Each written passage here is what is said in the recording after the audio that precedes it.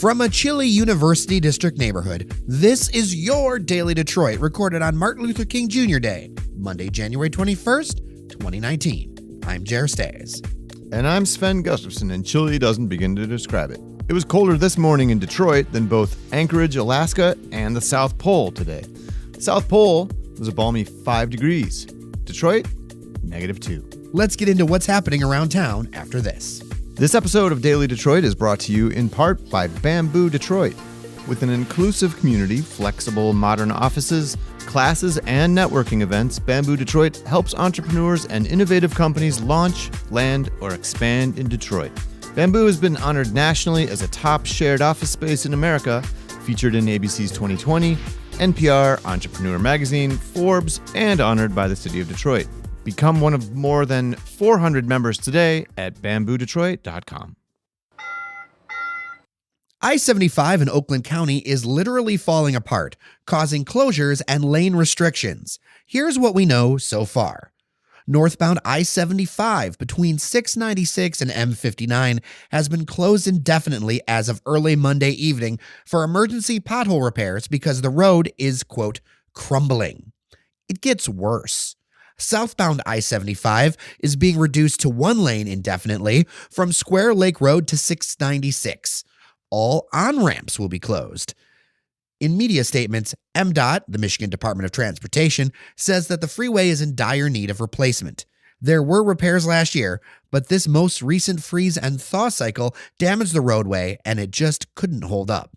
It would be a huge issue if this extends through the Tuesday morning commute, and that's a strong possibility at this time. Regardless, we plan to look into the whys and hows of this mess on tomorrow's show. Here's a late-breaking story just as we were about to record that is highly dispiriting coming on Martin Luther King Jr. Day. The Detroit News reports that a former political aide to Warren Mayor Jim Fouts says the mayor called former Detroit Mayor Kwame Kilpatrick the N-word on election night in 2007. The News says Joe DiSano made the allegation in a sworn deposition in a racial bias lawsuit filed against the city by a former Warren police officer who is African American. Fouts, a former city councilman, won his first election as mayor that night in 2007. DiSano says the mayor repeated the slur in 2013 during a meeting focused on African Americans and the city's changing demographics, where he also alleges Fouts danced and chanted like a monkey. A city attorney for Warren denies that Fouts used the term and called the mayor a trailblazer for equality and diversity. We'll link to the Detroit News story on dailydetroit.com. Meanwhile, it's far from the first time Fouts has been accused of denigrating black people, women, or people with disabilities. Jim Fouts won his most recent election with 85% of the vote over Karen Spranger. If that name sounds familiar, Spranger would go on to become Macomb County clerk for a short time until she was removed from office over a residency issue. Warren recently loosened its term limits, increasing the number of terms from 3 to 5. This also moved the limit from 12 to 20 years in office. Warren is Michigan's third largest city. There have been many reports highlighting the many differences between downtown Detroit and the city's neighborhoods. Here's a new one. According to Property Shark, the difference between the median home sale price in Detroit's neighborhoods and downtown is one of the largest in the nation. In 2018, the city's median price for a home was $37,000. Meanwhile, the median price in the square mile of downtown Detroit Central Business District was $229,250. That's up from a low of $32,000 in 2010 in the shadow of the 2008 crash. The same report, and we'll link to it in the show notes, highlights that Chicago's downtown median sales price is $675,000, while San Francisco is nearly $1.5 million. Jerry, you and I were talking about this. There's definitely a problem that there's such a disparity between home prices in the neighborhoods and downtown. But we talked about $37,000 is astonishingly low, and it's too low for a city to be sustainable on. I mean, you can't run a successful city with a median home price of $37,000 in this day and age. It's just not. It needs to be fixed. And while it is lamentable that the average home price downtown is probably out of reach for many Detroiters. As you put it in comparing to cities like Chicago and San Francisco, $229,000 is not that expensive for a home price in 2019. No, it's not crazy insane. Is it kind of like upper middle class level? Absolutely. I mean, we're looking at, depending if you have kids, $60,000, $70,000, $80,000 of household income that you need to make. Again, depending if you have kids, what other bills you've got coming in. But it's not absolutely insane. You mentioned about that $37,000 not being sustainable. That's completely true. And one of the things that's interesting at the bottom of this report is that there were just 19 mortgage home sales in the whole city of Detroit, like at the bottom of the market when things were their worst. And if we roll the clock back just to 2017, there were more mortgages written for sure. There were less than 1,000, though, in a city of about 670,000 people. The exact number was 994, I believe. So I did some research on this because this all seems really low. And when I looked online, everyone said, oh, there's not enough mortgages, these kind of things. But I didn't have any context. So what I did was I pulled the national mortgage origination data for 2017. So we had matching years. I added it up and I figured out the average number of mortgages originated per 100,000 people in the United States. And this is what I found. If the city of Detroit were functioning to match the rest of the country, just average, we're not talking about crazy successful, just average, there would have been nearly 15,300 mortgages in 2017. Instead of just under 1,000. Right. So we're talking that the city of Detroit's real estate market is functioning 15 times less than the rest of the country on average. And that's just stunning. That isn't functioning. And as has been previously reported before, multiple outlets have done stories around this. Detroit real estate is not consistently priced. And I think we have that same experience ourselves, having both of us lived in the city. I currently live in the city, but you can go just a few blocks. Yeah. If you walk just a few blocks from here, prices change drastically. Yeah. But on the other hand, in this neighborhood and neighborhoods to the north of us, like $229,000 for a home ready to go is not insane. In fact, that's kind of a steal in some neighborhoods of the city because it's so inconsistent. The thing I wanted to drive here is, one, there is so much inconsistent data with this. Detroit is huge. Back when I worked for the Detroit Regional News Hub, I wrote a story talking about how if you take the land area of San Francisco, Manhattan, and Boston and put them together, you then maybe get an area the size of the city of Detroit. So it's really hard to look at the city as a whole without more granular data because it's just so darn big. And the other thing to remember is like Detroit's real estate market is not normal. Like we can even see it if you think about when we record down in Midtown over at the Detroit Shipping Company, just a few blocks from where we are in Midtown. Things fall off very quickly as far as home prices, as far as what it looks like, all of that. None of this is anything that could be described as normal. And then I think my final point I'd make is that I wonder if we can start to attach actual economic goals to Detroit's comeback. Because there's lots of marketing, there's lots of Detroit comeback city, and I'm not trying to say that it's a bad thing completely, but what if we try to put some metrics behind things? Because to me, I feel like even if it's increased, which I feel like it must have in 2018, those numbers aren't available yet, the jump between less than 1,000 mortgages to more than 15,000 is huge. A newly released court memo in the bribery case of Troy's former city manager argues that Brian Kishnick had a God complex and ran a pay-to-play operation rivaling that of former Detroit Mayor Kwame Kilpatrick. Kwame getting 2 mentions in today's show. Ugh. The Freep reports that prosecutors are recommending Kishnick serve 55 months behind bars. He faces a sentencing hearing Thursday in federal court in Detroit. Federal prosecutors say Kishnick racked up more than $50,000 in cash bribes, free meals, alcohol, housing, and other perks over 3 years. Kishnick was fired last year in an emergency city council meeting after he was arrested and charged with domestic assault. As Troy's city manager, he earned a salary of $215,000. He was the subject of an internal investigation by a former lawyer for the city that found a number of ethical lapses but no criminal violations. The city kept that private for nearly 2 years. A whistleblower later triggered an FBI investigation. We'll link to the full Freep story in the show notes. Henry Ford Health System plans to convert a vacant commercial building near its anchor hospital into an arts destination focused on offering youth and family programming and highlighting the talent of local artists. It'll be called ArtBlock. Henry Ford says it will use a $200,000 grant from the Vera and Joseph Dresner Foundation to renovate the 3,700 square foot building at 1411 Holden at Lincoln.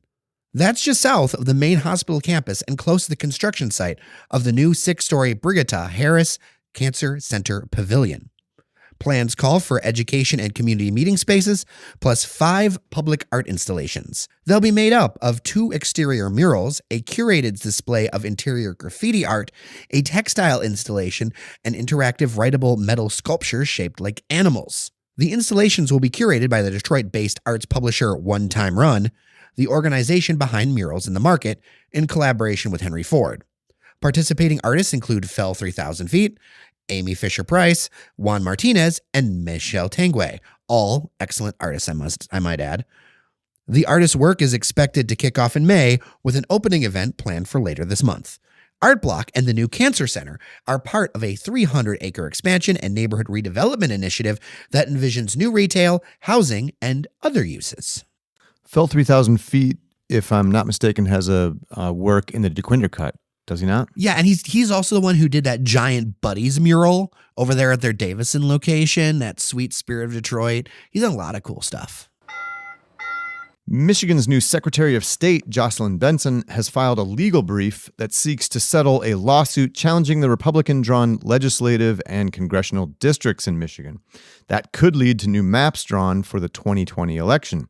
Democrats and the League of Women Voters filed suit in federal court alleging that Michigan's U.S. House and legislative districts are unconstitutionally gerrymandered to dilute the voting power of Democrats. The trial is scheduled to start next month. Voters in November approved a constitutional amendment to create an independent commission charged with taking over the process of drawing districts after the 2020 census results are available. Benson's brief could make it happen sooner. Republicans say they want to delay the trial until the U.S. Supreme Court weighs in on separate cases involving contested state redistricting plans. Last month, we told you about Lincoln's plan to make a limited number of Continental sedans fitted with suicide doors. Today, the company said all 80 models sold out within just 2 days, despite a price tag north of $110,000. Lincoln opted to make 80 of its Continental Coach Door Edition vehicles.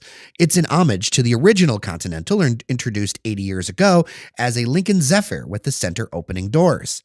Suicide doors are popular features on concept vehicles, but rarely make it into production models. The company says it'll do another limited run next year with a slightly different version of the vehicle. Grammy-nominated rapper Nas will perform with the Detroit Symphony Orchestra on March 5th. Nas will perform his debut album, Illmatic, as part of the Detroit Pistons Black History Month festivities. This won't be the first time Nas has done a classical music collaboration. You can check out one of his collaborations with the National Symphony Orchestra on Spotify if you want to get a taste. The concert is a fundraiser for programs that are part of the Detroit Pistons partnership with the DSO and the Sphinx organization. It provides opportunities to young African-American and Latino string players to develop and showcase their talents. The March 5th performance will happen in the Max M. and Marjorie S. Fisher Music Center at Orchestra Hall. Tickets start at $65. They go on sale starting at 10 a.m. this Saturday, January 26th. Jerry, you ever heard Illmatic? Good album, must say. Killer album. Let's take a minute and thank a sponsor. Today's episode is brought to you in part by Milo Digital. Milo Digital is a full-service digital marketing agency that engineers quality results through data and innovative strategies. Learn more at milodetroit.com. Could Buddy's Pizza be expanding to Grand Rapids? There have been no official announcements yet, but the strong hints point to yes. Yesterday on Twitter, Buddy's wrote, "We knew our next location needed to be in a city with great local breweries. After all, beer and pizza belong together." The brand on Facebook later shared a 2017 article about a Grand Rapids location of Carrabba's closing. There have also been job postings online for Buddy's in Grand Rapids with the former Carrabba's address listed. We'll be sure to keep you in the loop if and when Buddy's makes an official announcement. In more food news, Ann Arbor-based Seva has been named one of the best vegetarian and vegan restaurants in the country by Thrillist. Thrillist highlights the General Tso's cauliflower and black bean sweet potato quesadillas as some of the dishes to try if you want to check it out. Seva opened in Ann Arbor in 1973 and expanded to Detroit in 2011. But I want to highlight something really quick. In the Thrillist article, they use the term veggies, like for people who are veggies. I know, Sven, this is not a term you like. Yeah, just don't, everybody do the world a favor and don't describe a restaurant or a person's dietary habits as veggie. Just use vegetarian. It's not that hard. It's just one of those like pet peeves I have as a word nerd. I fully cop to it, but I can't, it just makes my skin crawl. A longtime Detroit watering hole won't be serving alcohol for 21 days. The Detroiter bar on Beaubien near Greektown can't serve starting this Thursday, running through Valentine's Day. That's because they got caught serving alcohol to not one, not two, but 3 19-year-old decoys over the course of 2 years. The state's Liquor Control Commission said in a news release that the violation, quote, indicated either a careless disregard of the law or deliberate actions of the bartender. Those scurrilous bartenders. However, the Detroiters' Twitter account as of this afternoon advertised, in part for game night, not to mention great shot and beer specials and the best burger in the D apostrophe. Finally, we're getting word that Detroit-born Olga Loizan, the founder of what is now known as Olga's Kitchen, has died at the age of 92. Her first restaurant was in a small space inside a Birmingham market. Although she sold her ownership interest in the mid-1970s, she became the face of the company. Olga's is a Michigan favorite, at one time growing to more than 50 locations. In recent years, the restaurant has seen tough times, including going through a downsizing and a Chapter 11 bankruptcy. It is now financially stronger with 26 locations. Olga, your bread will always be awesome. Well, that'll do it, friends. Thanks for listening. I'm Sven Gustafson. And I'm Jer Stays. As Dr. King said, life's most persistent and urgent question is, what are you doing for others? So always remember to take care of each other, and we'll see you around Detroit. You're listening to the Podcast Detroit Network. Visit www.podcastdetroit.com for more information.